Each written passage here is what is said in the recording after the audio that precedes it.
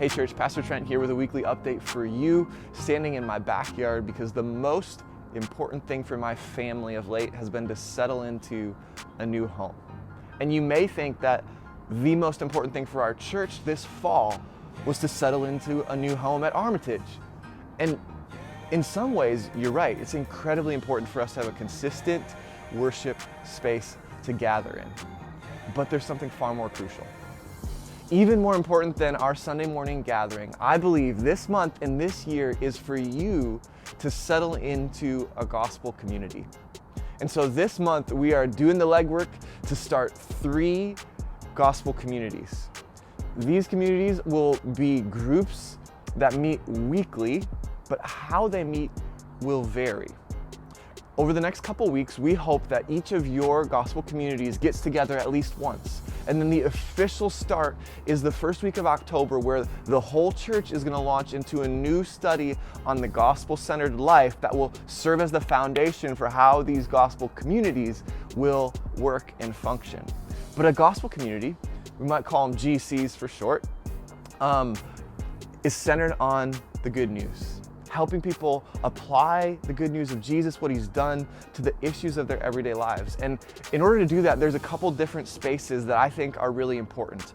One would be a space where you have a sense of spiritual family. That's what we've been missing with our discipleship groups over the past couple years. A broader sense of family where men and women and even kids are together. That's what gospel communities will give us. And then 2, you need some soulful friendships. You need some people in your life who know you better than others, who can call your bluff, who can ask you questions you don't know how to answer, who can pray for you and walk with you through difficulties. And so these groups, though they meet weekly, how they meet will vary. Sometimes we aim for 2 times a month. Groups will meet all together as a spiritual family. Other times, we're aiming for 2 times a month.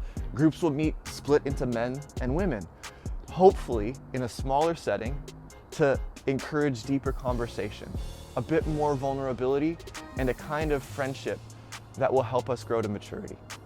So listen fam, I'm ecstatic about these groups, and I believe that they are key to us accomplishing the mission that God has given us to make mature disciples of Jesus, those kind of Christians who are formed deeply in the gospel so they can live fully for the Lord. So, would you do this month? Would you get in one? And would you do what you need to shift your schedule around, maybe free up a weeknight? Would you do what you need to do even with your work schedule to maybe perhaps cut out early one day a week? Would you do what you need to do in order to figure out the kids, if they are going to be with you when your gospel community gathers, if there's going to be someone helping watch them, if there's going to be a rotation? Would you figure out the meal schedule? Would you figure out all of the details in the next several weeks so that in October, we can launch into the gospel-centered life together and start building 3 healthy gospel communities. Hey, have a great week, and I'll see you this Sunday at Armitage for worship.